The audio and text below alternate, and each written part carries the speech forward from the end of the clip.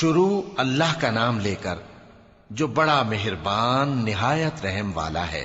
ان فرشتوں کی قسم جو ڈوب کر کافروں کی جان کھینچ لیتے ہیں، اور ان کی جو مومنوں کی جان آسانی سے نکالتے ہیں، اور ان کی جو تیرتے ہوئے جاتے ہیں پھر لپک کر آگے بڑھتے ہیں، پھر دنیا کے کاموں کا انتظام کرتے ہیں کہ وہ دن آ کر رہے گا جس دن وہ زلزلہ آئے گا، پھر اس کے پیچھے اور زلزلہ آئے گا۔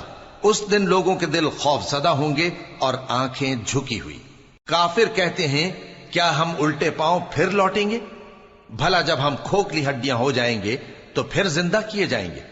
کہتے ہیں کہ یہ لوٹنا تو سراسر نقصان کا لوٹنا ہوگا۔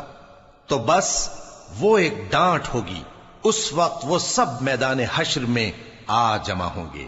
بھلا تم کو موسیٰ کی حکایت پہنچی ہے جب ان کے پروردگار نے ان کو پاک میدان یعنی طویٰ میں پکارا اور حکم دیا کہ فرعون کے پاس جاؤ کہ وہ سرکش ہو رہا ہے، پھر اس سے کہو کہ کیا تو چاہتا ہے کہ پاک ہو جائے اور میں تجھے تیرے پروردگار کا رستہ بتاؤں تاکہ تجھ کو خوف پیدا ہو؟